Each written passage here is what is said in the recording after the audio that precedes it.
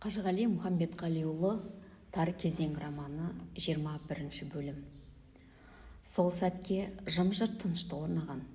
Кенет «Жә» деген біреудің оқыс даусы естілді. Жұрт жалт-жалт қарасқан. Қақ төрде әппақ сақал мұрты қудай болып, бағанадан бері шаншылып отырған Беріш Алдар қарт екен. «Жә» деді тағы да. Аққу ұшса көлге кетер, дуада ұшса шөлге кетер. Адам білмес жерге кетпес, олардағы ата-бабаң барған жерге кетер деген. Жарықтықтардың қай-қайсыда 90 жасап, томыртқадай суынған кісілер ғой. Пешенелеріне жазғанды көреді дағы. Бірақ айтайын дегенім ол да емес. Гәп өздері төсек тартып жатса да, осы кісілердің халықтың тілегін тілеп, ұлы жиында бас қосқан мына бәріне дұғай-дұғай сәлем жолдауға дәт таба білгендерінде болып отыр. Қолда барда алтынның қадірі жоқ. Біз сірә қай жақсымыздың қадірін біліп, қайсысының қасиетін танып жатырмыз. Дегенмен, мына екі кісі ерекше атауға тұрарлық, шын қасиет қонған, шынында ірі бәйтеректер екен. Рахмет қарияларға, Алла жар болсын деп еді. Жұрт қайтадан уду болып, гу-гу әңгіме қайтадан жалғасты да кетті. Айтпақшы, әлгі Жандарал губернатордың өзі келе алмағанмен, осы жиынға арнайы жіберген адамдары келеді екен деген әңгіменің аяғы не болды сырым би? Қашан және қанша адамы келеді екен? Губернатор оларға қаншалық құзырет беріпті өзі деп, шекті Сегізбай би шетін бір әңгіменің ұштығын шығарып, жұртты жақын қалған ұлы жиынның жайына қарай бұрып еді. Аяқ жетер жердегі кіші жүздің барша халқын түгел жиып, енді тек осы бас қосуды қайтсек мына елдің тығырыққа тіреліп тұрған ішкі сыртқы жағдайын реттеуге пайдалана аламыз деп, көңілі алаң болып отырған Сырым биге керегінің өзі осындай әңгіме тұғын. Мына сөздің ұштығынан ұстай кетті. Ол кісілер әрі кетсе ертең қонаға келіп қалар деп отырмыз сәке. Қанша адам екенін Құдай білсін, әйтеуір басы бұрын Орынборда тілмәш болған, қазір Үпеде сот болып істейтін Меңдияр Бекшураұлы деген башқұрт деседі. Қасында анада келіп кеткен Ахун, Орынбор мешітінің бас имамы Мұхамеджан Хазірет, сонсоң өзіңіздің бауырыңыз Шекті Шүкірәлі мен піріміздің Әбужәлел Қожаның баласы, әлгі Худудия махкамасында қызмет істейтін Нұрмұхамед бар көрінеді. Қаладағы молда ініміз Шәпидің айтқан хабарына қарағанда, Жандарал Нұрмұхамедке осы кісілерді елмен тіл табыстыруға да күш сал. Айтылған әрбір сөзге сарапшы да бол деп, оны бұл топқа әдейі қосыпты. Ертең келіп жатса, елдің мерейі үшін осы отырған бәрің де қонақтарды қарсы алуға қатысатын шығарсыңдар енді. Сонда ішінде өзіңізде болмайсыз ба деп Сырым би құдасына жадырай үн қатқан. Неге қатыспайық? Осындай тар кезеңге тап келген елдің жайы Жандарал жіберген сол кісілермен әңгімеде арнайы сөз болады деген соң келіп отырған жоқпыз ба осы жерге? Көрейік, орыстың үлкен ұлығының кісілерін, олар да бізді көрсін, деп қызыл шырайлы жүзі нұрлана түсіп, мұқият бастырылған сақал мұртын салалы саусақтармен бір сылап қойған Сегізбай би ырғалып-жырғалып алып, қайта нығыздалып отырды. Бұл жиынға Тойғара апамыздың күйеуі Нұрмұхамед жездеміз келеді екен, деп Айшуақ сұлтанның жан төресімен сапағы, тіпті ханның Абылай, Бөкей, Шығай дейтін балалары да осында жүр деп еді. Көрдіңіз бе батыр? Келіп көрісті ме олар деп? Келмесе, көріспесе көкелерін көздеріне көрсетіп жіберерде-ақ, желпіне сөйлеген қызуғанды жас батыр көді бар, осы жерде әңгімеге бір тамызық тастаған. Жоқ, жарқыным, оларыңды көргенде жоқпын. Келіп көріскенде жоқ. Төрелер ғой олар. Сол төреліктері ұстап жатқан шығар сірә, деп Сырым езу тартты да қойды. Біреулер, апырай, олар қалай келді екен бұл жерге? Осындай жиынға балаларын хан қалай жіберді екен? Деп ежіктей бастап еді. Ертең қарашасыз қалса төрелер, кімнің төресі едік демек? Сонсоң елдің аужайын байқауға келгендері дағы, деп бұл сөзді жаратпай қалған. Төрдегі жалтымсық апайтөс кісі Беріш Қарабатыр иегін көтеріп, шоқша сақалының сүйілеу үшін ілгері шошайтып алған. Қасында отырған ағасы Алдар би, батыр інісін жаңа көргендей, оған мойнын бұрып аңтарыла бір қарады. Бірақ үндеген жоқ. Осы кезде жә, шынында да әлгі кісілердің қолында қаншалық билік бар екен. Жандарал қандай құзырет беріпті өздеріне. Бәрінен бұрын соны естейікші деп, бағанадан бергі әңгімелерге араласыңқырамай отырған төрт қараның Қаракөбек, Өтебас билері әлгі сауалды қайта тірілткендей болып еді. Оның анық қанығын қонақтар келген соң өз ауыздарынан естейік. Қадірлі билер, орыс әдетте елшілеріне бүкіл тапсырмасын қағазға хаттап береді дейді ғой. Айтар деп сырым алдын ала тон пішкісі келмеді. Әрине, Орынбормен осы уақытқа дейінгі жазысқан хаттарда біраз жайлар күні бұрын сөз етілген, талап тілектерде айтылған. Алайда олардың бәрі-бәріне бірдей генерал-губернатордың ашықта айқын жауабы болмаған соң, жаз бойы қалың елге жар шашқызып, сауын айттырып, енді осы ұлы жиынның басшысы да, бастаушысы да өзі секілді болып отырған Сырымбейдің мына сауалға амалсыз мүдірген еді бұл. Мұның үстіне, осы сауалдар оның өзінің де көңілін күпті қылып, соңғы күндер жатса тұрса ойынан еш кетпей қойған жайлар болатын. Өйткені ертең елдің әңгімесі шегіне жете ширығып қыза-қыза келгенде, жұрт бұл кісілердің қолында қаншалық қауқар бар өзі. Нені шешіп, нені шеше алмайды. Мәселен, мына ханды ақырын естейтін болдық. Оны өздері тақтан түсіре ме? Әлде біз оны ел ішінен бір жола айдап тастайық па? Бұдан әрі ел басқару ісін енді қайтеміз. Асылы екі жақты келісімнің баянды болмағы үшін нақты не істелінуі керек өзі. Бізге соны айтыңдаршы әуелі деп табандап тұрып алса, жандаралдың мына өкілдері халық тілегін қанағаттандырарлық жауап бере ала ма, жоқ па? Әлде алыстағы Орынборға сілтеп, әңгіме аяғы тағы да сиыр құйымшақтанып кете ме деп қатты қауіп ететін. Бірақ көңіліне медет етерлік бір жайт, бұл жолы жоғарыдағы орыс ұлығы не десе де, одан тыс Сырымбейдің жеке өзінің осы ұлы жиынға халық талқысына салар әрі ұсынысы, әрі қалайда өткізбек бір пікірі де көкірегінде сайрап тұрғанды. Сол арманды мұраты бойына қуат, ойына күш-жігері беріп, осы жолы халық қайтсе де талабын орындатар. Енді орындата алмаса, Нұралы ханды төменгі жайық шебіне қуып тастаған ел, ендігі жерде ешкімге де, ештеңеге де жалтақтамастан, барым құдасы мен мұқтажын өзі шешуге бір жола бет бұрмас деймісің? Алар өзі қолға билікті деген нық сенімде болатын. Әйтсе де би, онысын бұл жерге әзірге қозғағысы келген жоқ. Басшылары Сырымбейдің өзі сөзді сабақтай қоймаған соң, әлгі сауалдың жауабына бір сәт құлақ тосып қалған, оның ең жақын серіктері Ысық Қаратау мен Кете Көккөзде жұрт көзінше бұдан әрі ештеңені қазбалай қоймады.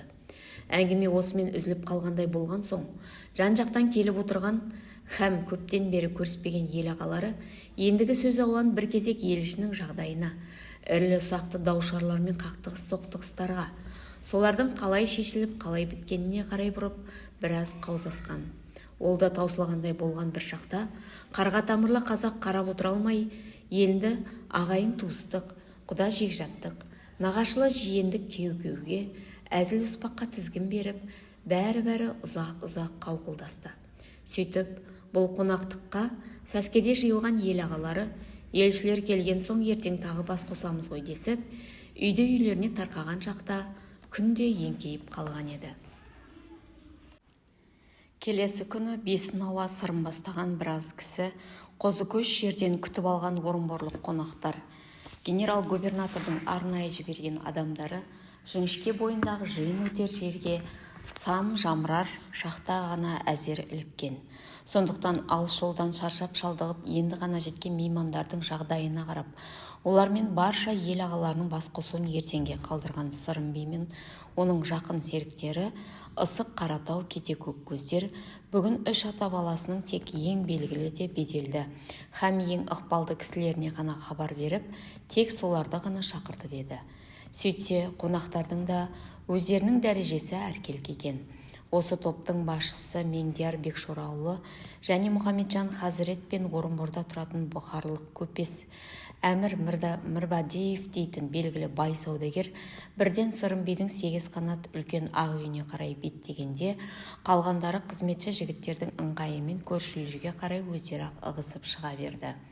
Ақыры құрметті меймандар төрге кеп жайғасқанда, олардың қасында бұл елдің қашанда қадірлі қонағы болып жүретін Ақбазардың атақты делдалы шекті Шүкірәлі бай мен Орынбардағы Худудия махкамасының қызметкері, титулярный советник, күллі кіші жүз қол берген пірдің Әбужәлел қожаның баласы Нұрмұхамед қана қалған тұғын. Әнемне дегенше, елдің әлгі ең деп жүрген кісілері Әлімұлынан шекті Құдаш би мен Сегізбай би, Төртқара Қаракөбек би мен Өтебас би, Байұлынан Шеркеш Тұрманбет би, Беріш Алдар би мен Қарабатыр, Адай Атағозы батыр, Жетірудан Табын Тіленші батыр мен Барақ батыр, кердері қоныс билерде жетіп еді. Орта кәдімгідей толып, жұрт бір сәт баяғы хан ордада отырғандай жайраңдасып қалды. Екі жақ есен саулық сұрасып, сыпайылық жөнмен хал жағдайды біліскендей болған соң Сырым би қонақтарға мына отырған ел ағаларын жағалай таныстырып шыққан. Іле бұрын келіп кеткендігін білдіріп Мұхамеджан Хазірет те сөзді сабақтап әкетті. Ал ендеше жоғары мәртебелі генерал-губернатор Осип Андреевич Игельстромның арнайы тапсырмасы бойынша келген бұл топтың басшысы кім десеңіздер, ол мына алдарыңызда отырған Меңдияр мырза Бекчурин. Оренбургта бұрын болғандарыңыз бар болса, бұл кісі кезінде генерал-губернатордың өз кеңсесінде ең білікті де беделді тәржіман болып істеген естіген шығарсыздар. Қазір қызметі де абыройы да жоғарылаған. Юн қаласындағы екінші төменгі расправаның судьясы, лауазымы коллегиялық асессор деп аталады. Айтпақшы, судья деген кәдімгі сот деген сөз ғой, ал расправа дегенді сіздер түсінбей отырған шығарсыздар. Ұлы мәртебелі падишамыз екінші Екатеринаның осыдан 10 жыл бұрын шығарған губернияларды басқару жөніндегі ереже дейтін күллі Ресейге ортақ тәртібі бойынша бұл кәдімгі дау-жанжалдар мен қылмыстық істерге үкім шығаратын ояздық сот орны. Ояз дегенді тағы да түсінбей отырған шығарсыздар. Ол құрамында 20 мыңнан 30 мыңға дейін жететін халқы бар бір қауым жұрт. Соны бір ояз ел дейді. Сонша жұртқа үкім жүретін сіздердің қазыларың яки билерің бар емес пе? Мына Меңдияр мырза да дәл сондай адам. Қырғыз қайсақ халқының талабы мен талпынысына құрметпен қараған жоғары мәртебелі генерал-губернатор Игельстром мырза, сіздердің мына бас қосқан үлкен жиыныңызға осындай адамды басшы етіп, бәрімізді арнайы жіберіп отыр. Қай-қайсымыздың да бөтендігіміз жоқ. Мені сірә білесіздер. Ал мына отырған кісі қасиетті Бұхар Айи Шарифтан келіп, Орынборда тұрып жатқан белгілі діндар адам, һәм қаладағы мұсылман қауымының арқа сүйер азаматтарының бірі, белгілі көпес Әмір мырза Мірбадеев. Көршілерде кеңесші, көмекші, хатшыларымыз отырған шығар. Қажет болса, керек кезінде олармен де таныса жатарсыздар. Әйтпесе осы үшеумізден артылар сөзде бола қоймас деп ойлаймын. Бүгінше осылай таныса білсе тұралық. Ертең бір күндері негізгі әңгіме айтылада жатар, талқыланарда. Ал мұның үстіне біз жай келіп отырған кісілер емеспіз. Біраз жақсылық хабарда келіп отырған адамдармыз. Оны да кезінде ести жатарсыздар. Әзірше айтармыз, тек ертең сіздер тарапынан да бізге сондай мезірет, жақсы ықылас ниет көрсетілер деп үміт ететіндігіміз ғана жарандар деп тоқтаған. Хазіреттің соңғы сөзі елең еткізген ел ағалары. Апырай, о не жақсылық болды екен? Ненде қуанышты хабар бұл, десіп, бір сәт аңтарыла тосып қалып еді, іле, оны енді кейін ести жатарсыздар деп Хазіреттің өзі сырғақтатып жібергені өрекпеген көңілдерін су сепкендей басып тастады. Мұнан соң әлгіндегі танысу білісуден, сіз біздескен сыпайы сыйластықтан ауытқымаған бұл түнгі отырыста жай бір жайдақ әңгімелер үстінде сырғып өте шықты. Өткенде өз үйіндегі қонақтықта ел ағаларының айтқан ескертпесі бойынша Орынбордан келген мына меймандарды ортаға алып, кең отырып кеңесу үшін ертең ұлы жиын деген күні Сырым би анадағы хатқа қол қойған осы елдің ең беделді де ықпалды деген кісілерінің бірін қалдырмастан бүгін өз үйіне қайта жинаған. Бұл жолы шақырылған адам саны тіпті көпті. Сол себепті өзінің сүйегі ауыр 8 қанат үлкен ақ үйіне қонақтар сыймас деп тағы да 6 қанат 2 үйді жалғастыра тіккізген. Сонысы дұрыс болған екен. Жақсы жайсаңдар 3 үйге де лықа толды. Қақ төрге қонақтардың қасына Шеркеш Тұрманбет би, Беріш Алдары би, Адай Атағозы Батыр қатарлы үлкендерді отырғызып, олардың оң жағына 4 қара көбек, Өтебас, Шекті Құдаш, Бәйіш, Сегізбай, Кете Көккөз секілді билер бастаған әлім ата балаларын, сол жағына Табын Тіленші би мен Барақ Батыр, Тама Қадыр мен Садыр, Жағалбайлы Сағыр, Тотай батырлар мен Кертері Қоныс би бастаған Жетірудың игі жақсыларын жайғастырып, өз төңірегіне Ысық Қаратау би, Беріш Қарабатыр, Масқар Дөнен қатарлы ығай-сығайларды жиып алған Сырым би, жұрт жайғасып болдау деген бір кезде, ал игі жақсылар. Ұлы жиын ертең, анау боз төбенің басында. Күллі халық сол жерде бас қосады. Салиқалы жиынды салғыласуға айналдырмай, халық алдында айтылар сөзді әуелі өзіміз кең отырып талқыға салып, әбден пісіріп алу үшін бүгін осы жерде алдын ала бір келелі кеңес құрғанды мақұл көрдік. Бұл көпшілікпен жасырын өткізіп жатқан бас қосу емес. Біздің халықтан жасырарда, құпия қыларлықта ештеңеміз жоқ. Тек әр елдің ағылары, мына сіздерден, аузы уәлі билер сіздерден, арқалыда аруақты батырлар сіздерден, барша жақсы жайсаңдар өздеріңізден, осы отырған бәріңізден артылар не сөз бар, деп қана осылай етіп отырмыз. Жиын бүкіл халықтікі болғанмен, қашанда мыңдаған халықтың өзі топқа түсіп жарыса сөйлемейді. Сол мыңдардың немесе жүздердің, ең кемі ондардың атынан сөйлейтін бәрібір сіздер. Сондықтан ел ағалар деген аттарыңызға сәйкес, көңілдеріңізде не бар, не айтқыларың келеді. Қай-қайсыңда жолың ашық. Қазірден бастап сөздеріңізді жұптай беріңіздер деп, жаңағына түйіліп тұрған екі қасының арасындағы терең қос сызық енді жазыла түсіп, жазықта кең маңдайы жарқырап, бет ашар сөзді өзі бастап кетті. Бірден ашығын айтайық, деді сонсоң Алпамса кеудесін көтеріңкіреп, бойын тіктеп алған зор денелі би. Бүгінгі жиын, көздерін көріп, көңілдерін үйренісіп кеткен бұрынғы дағдылы жиын емес, жақсылар. Дағдылы жиын еместігі сол, бұл жиында әдеттегідей, ел ішінің ертеден бері тиянағын таппай келе жатқан. Қолындағы сақауды, құнандағы тісеуді қозғайтын, небір ескі даулары да, біреудің біреуге кеткен есесін түгендер арыз шағымдары мен жаңадан туындаған қақтығыс соқтығыстардың жай жапсары да қаралмайды. Бұл жолы қаралатын мәселелердің ауқымы тым үлкен де ірірек болатыны, сіздердің талқыңызға салынғалы отырған жайттар, әлде бір жеке адамның, яки белгілі бір атаның, немесе тұтас бір ру тайпаның да мүддесі емес. Тар кезеңге тап келген жұртымыздың, қазақ дейтін халқыңның тағдырына тікелей қатысты жайлар болып отыр. Бұл неден туындады? Кеден болды. Кедергі неден болды десеңіздер, тағы да бірден ашығын айталық. Бұрында елге талай-талай қиянат жасаған хандарыңыздың, енді халыққа ашықтан ашық опасыздық жасағандығынан туындады, жарандар. Опасыздық емей немене? Бұл ел айтқаныма көніп, айдағаныма жүрмейді деп, хан жасырын түрде орыстан әскер шақыртып, халықты талатпақ болса. Сыбырлағанды құдайда естімей мекен халайық? Әрине естиді. Жаратқан иеміз түгілі бүкіл жұрт естіді. Ісі әшкере болған хан қазір шеп бойына қаша көшіп кетті. Қарабасын сағаттап. Ел қалды басшысыз, басқарушысыз. Осыдан келіп көп сауалдар туындап отыр. Ең бірінші кезекте ханы Қарабасын сағаттап қашып кеткен мына елдің елдігін енді қалай сақтап қаламыз? Тар кезеңге тап келген жұртымызды бұл тұғырықтан қайтып шығарамыз. Ендігі жерде ел басқару ісі қалай жүргізілмек? Екіншіден, көп жылдардан бері оңбай тұрған іргелес жұрттармен қарым-қатынасты қалай түзетуге болады? Әсіресе қысқа күнде 40 рет атысып шабысып отырған мына казак-орыстардың лаңын қайтып тиғызамыз. Анау жайық бойындағы тас қамалдардың қараңғы үйлерінде тар қапаста тарғып жатқан туыс бауырларды қалай шығарып аламыз?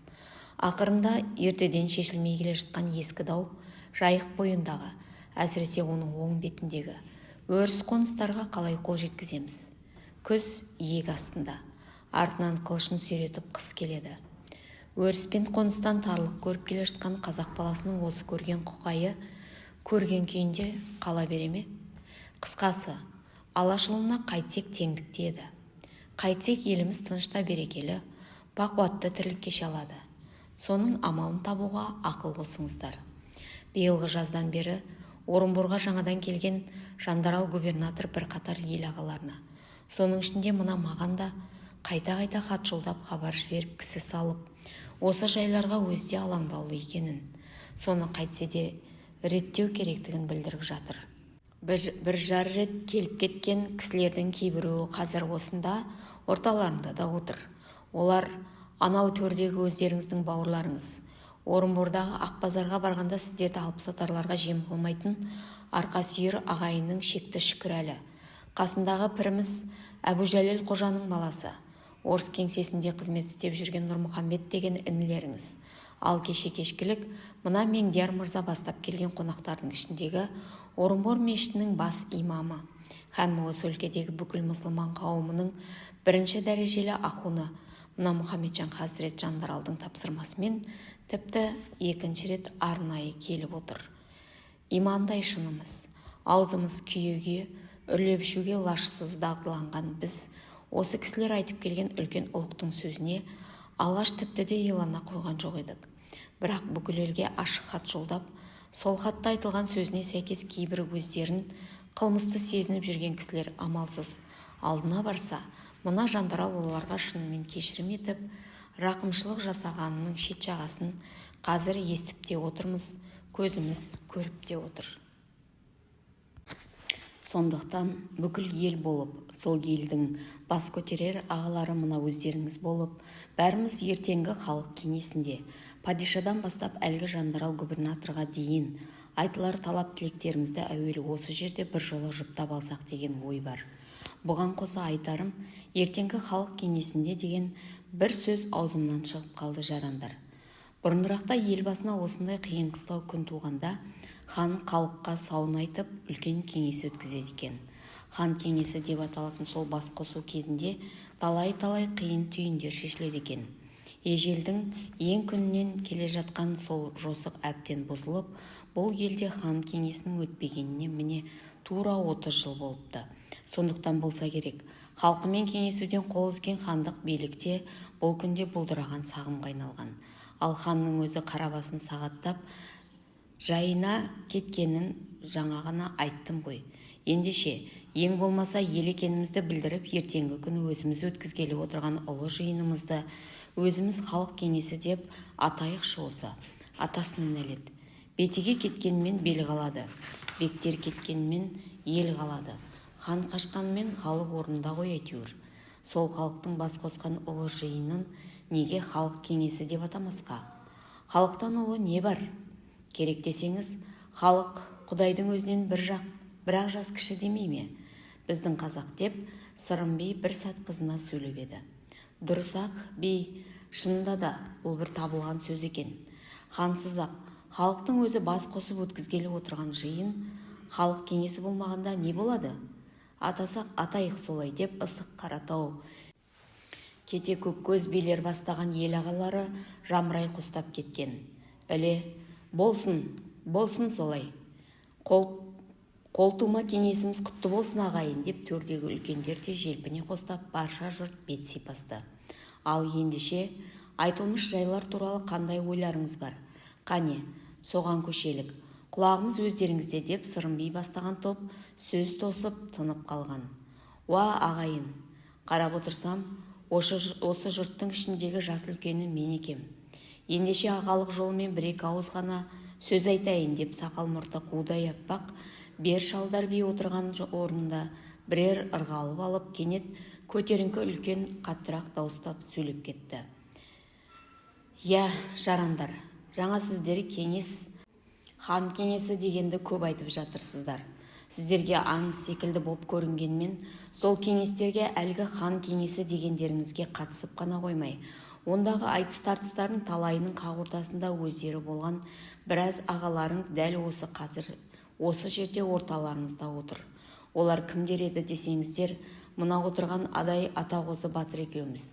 Ана отырған шекті Сегізбай би, кете Көккөз би, Шеркеш Тұрманбет би, Ысық Қаратау би, Табын Тіленші би мен Есіркеп билер. О күнде ордада айтысып тартысқанда, алдымыздағы ағаларымыз да бізде бақа есеп, бас пайда дегенді білгеніміз жоқ.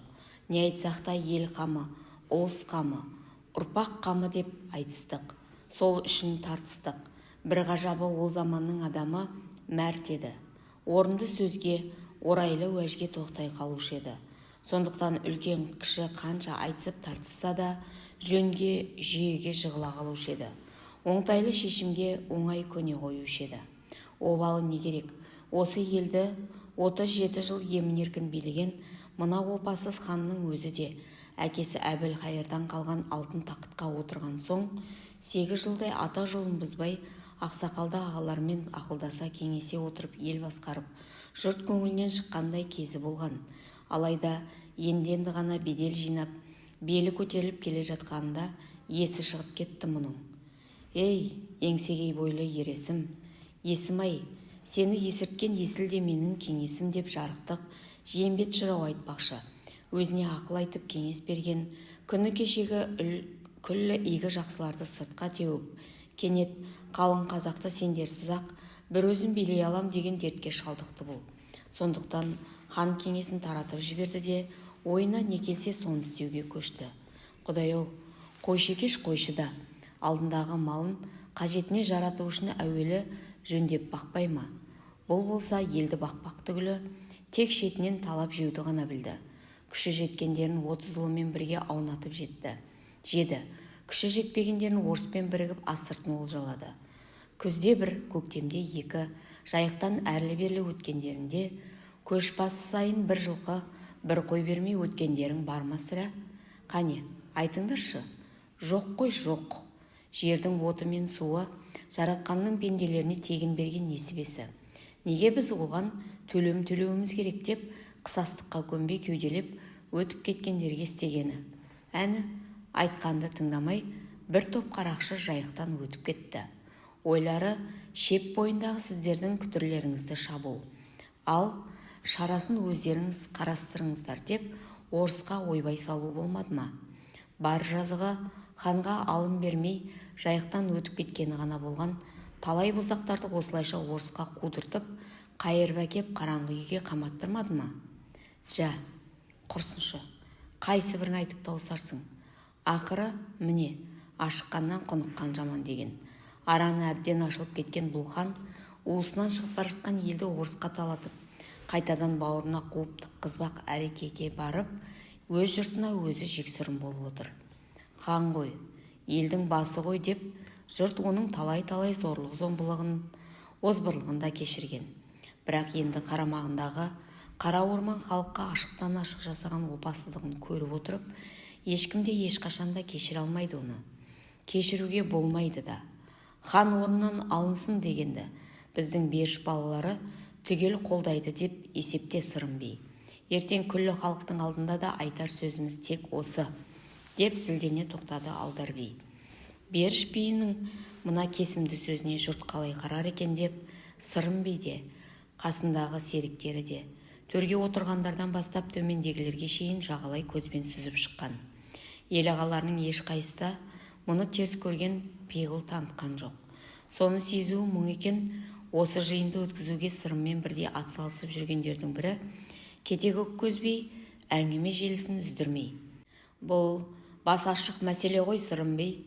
Осы отырғандардың басым бөлігі хан орнынан алынсын деген хатқа қол қойған адамдар. Сондықтан қарсымыз деген кісілер болса, солар ғана сөйлесін. Жоқ болса әңгімені ертең әрі қарай жалғастырайық деп жиын басшысын демеп жіберген. Әрине, достық белмен демеу ғой. Әйтсе де сөзді ел ағаларының өз аузымен бір жола бекітіп алуды одан да гөрі мақұлырақ көрген Сырым би: ал игі жақсылар, сіздер бұған не дейсіздер? Деп жұртқа қайыра сұрау салып еді. Бәтуә би. Ауыздан шыққан сөз атылған оқ, ол қайта оралмайды. Алынсын Нұралы хан орнынан, деп әр жерден дабырлаған дауыстар естіліп қалды.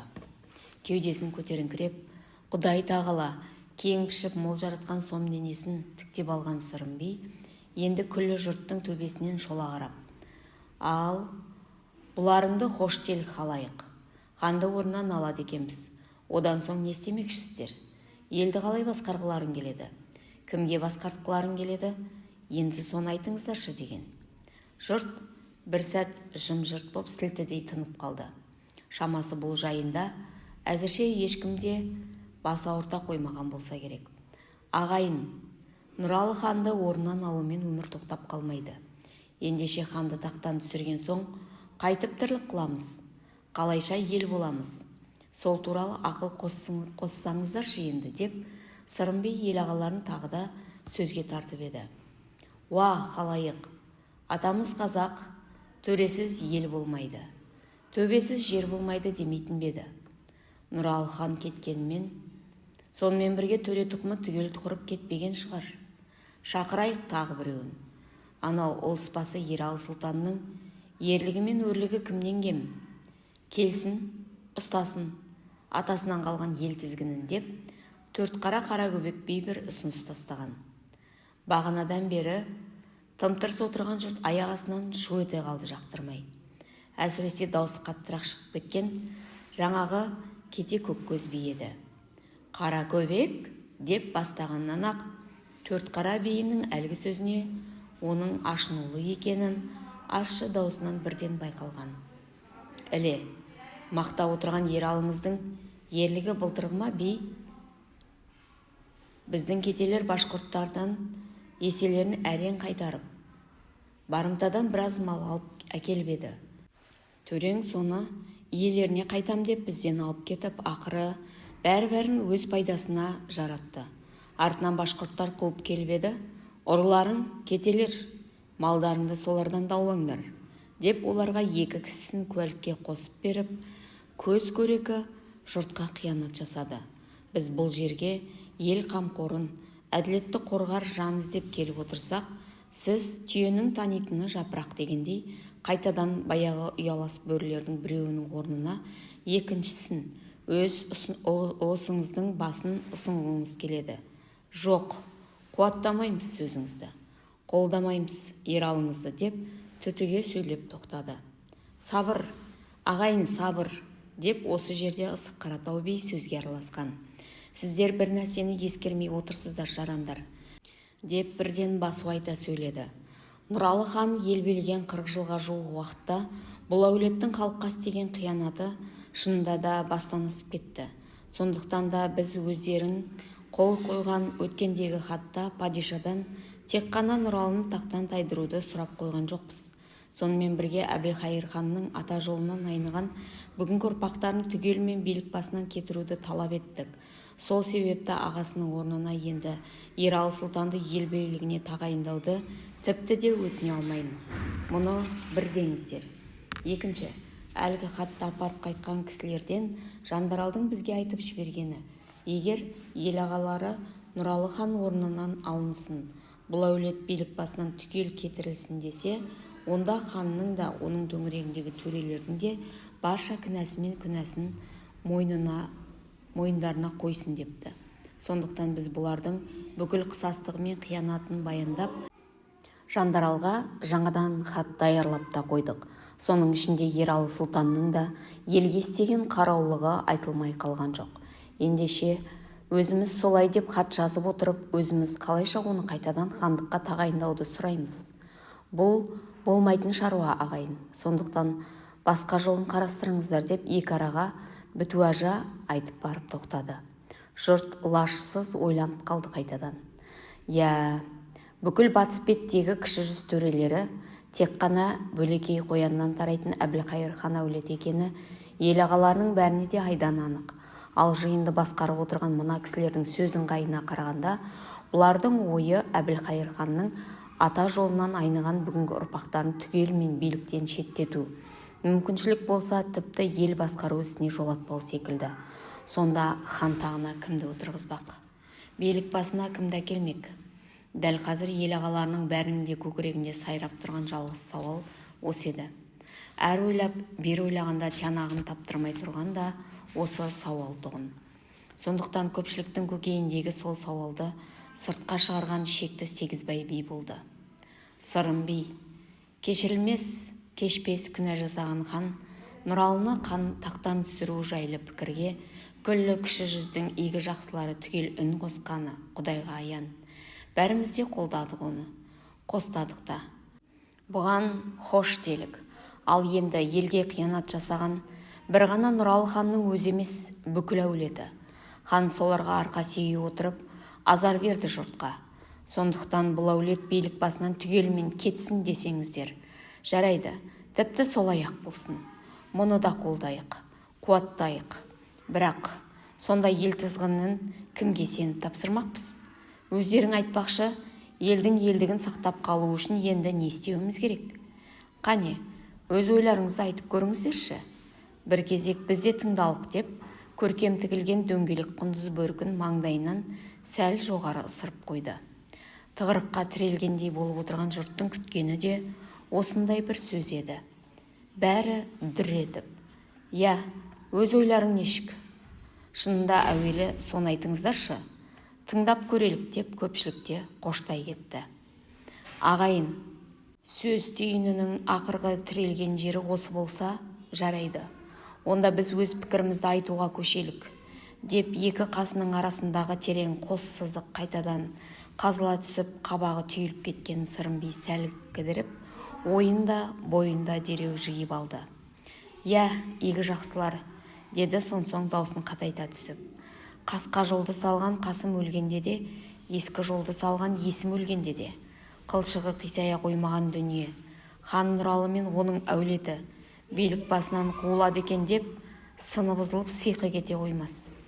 Ақиқатын айтар болсақ, тіпті осы хандық дегендеріңізде ежелдің ең күнінен келе жатқан елдігіміздің бір белгісі болған соң ғана бауыр басып, етіміз әбден үйреніп кеткені болмаса, бұл күнде мәні де кеткен, мағынасы да жоғалған нәрселер.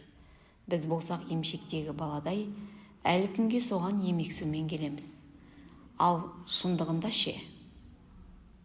Шындығында хандарымыздың қолынан билік кетіп, хандығымыз сонау Петербордан мына Орынборға шейінгі орыс ұлықтарының иек қағуына қарай қимыл жасайтын болғанына не заман. Тап соны өз көздеріңізбен күнде көріп отырсаңыздар да, көпшілігіңіздің әліге дейін өз көздеріне өздерің сенгілерің келмей қиял жетегінде жүргендеріңізге мен қайран қалам. Бірақ сіздер өз көздеріңе сенсеңіздер де, сенбесеңіздер де, ақиқат деген ай мен күндей өз орнында өзгермей тұра беретін нәрсе. Жарандар, ол сіздердің есектеме көңіл ауандарыңызға қарамайды. Сондықтан біз тек қана шындықтың бетіне тура қарауға үйренуіміз керек. Ал сөйтер болсақ, өзімізді өзіміз өтірік алдырғатпай, адалын айтайық. Осы біздің алашта баяғы әз-тәукеден кейін бірегей ұлы ханда, бір тұтас ұлы хандықта болды ма?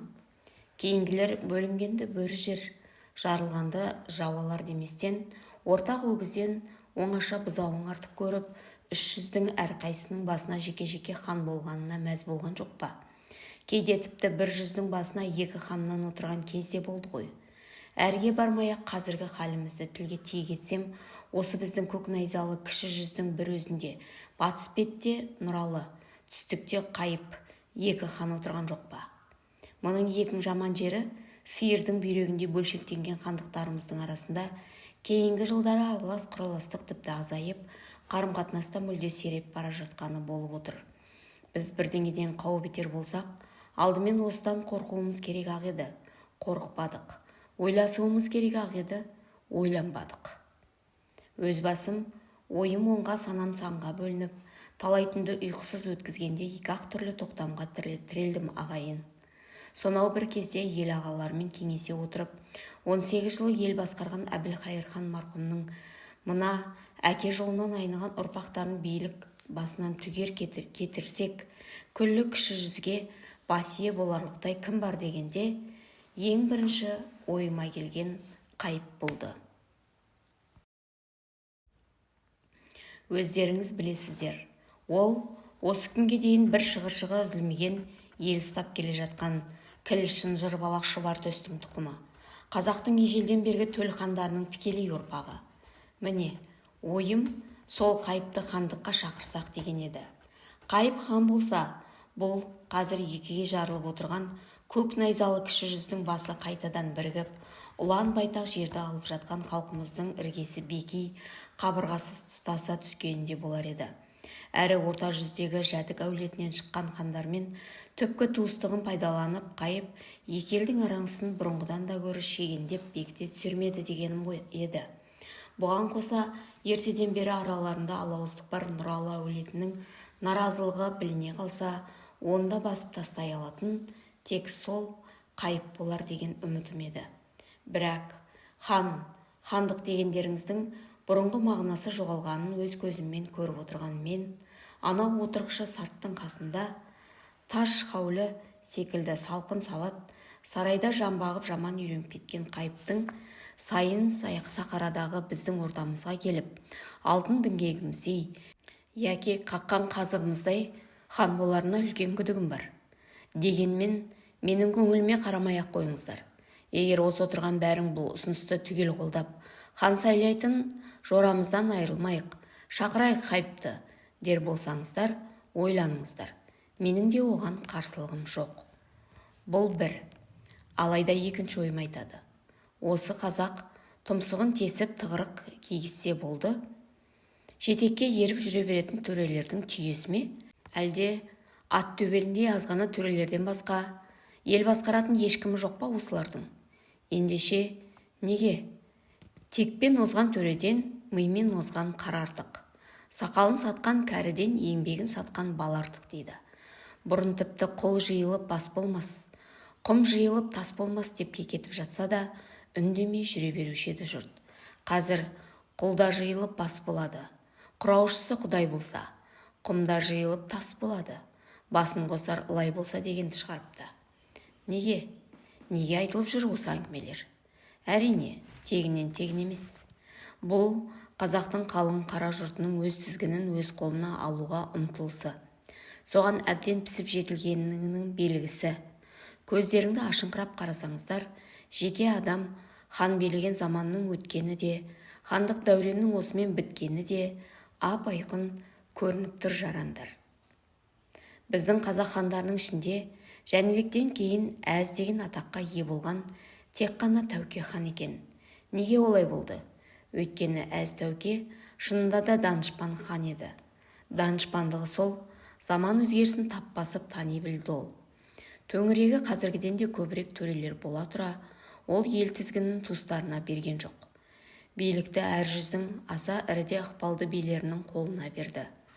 Ұлы жүздің тізгінін Үйсін Төлеге, орта жүзді Қаракесек Қаз дауысты Қазыбекке, кіші жүзді Алшын Әйтекеге ұстатты. Қара бұлт басына үйірілген қазақтың басын қиын кезде солар ашыды тұманнан. Сол секілді тар кезеңге тап келген мына біздің тұсымызда да мен ел тізгінін қара ормандай қалың қазақтың өшінен шыққан билерге берсек деп ем.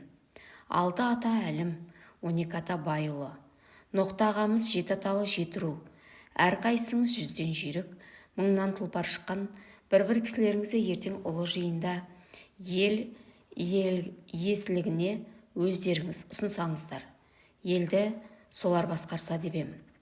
Біз мойындасақ та, мойындамасақ та, бүгінде көшпендінің ат басы тас қамалға тірелді ағайын. Әзірге сол қамалдың үстінен баршамызды қас қақпай бағып тұрған көз бар. Қатал да, қатыгез көз. Сол көздің соғына қараған ызғарына жалғыз өзі төтеп бере алмай бүкіл елді бір өзім билеймін деп әспенсіп жүріп Байғұс Нұралы хан байқамай бейшара күйге ұшырап қалған жоқ па екен деп те ойлаймын мен кейде. Ал енді бүгін үлкен-үлкен 3 ата баласының басында қарағайдай қадірлі 3 кісіміз отырса, олар қандай қатал да қатыгез көздің ызғарынан қаймықпай тиісті сөздерін айта алатынына мен имандай сенем. Міне ағайын, ел тізгінін ендігімге сеніп тапсырмақпыз дегендеріңе айтпағым осы еді. Атамыз қазақ кеңесіп пішкен тон келте болмайды дейді. Ендеше ертеңге дейін кеңесіңіздер, келсіңіздер. Қайып Хан болуға көнген күннің өзінде шатадан сайланған 3 би бәрбір санатқа кіреді. Хан болуға қайып көнбесе де, ендігі жерде халық кеңесінің шешімдері сол 3 бидің тікелей қатысуымен, ауызбіршілігімен мақұлданады. Сондықтан бұл іске тек аса үлкен жауапкершілікпен қарауларыңызды ғана өтінем. Ағайын, іске сәт. Бүгінше әңгімемізді осымен доғара тұралық деп, екі беті алаулай қызарып кеткен Сырым би көпшілікке тоқтау айтқандай болып еді. «Я, ойланайық, ойланбасқа болмайтын шаруа екен бұл» деп, ел ағалары да мұны мақұлдай кетті.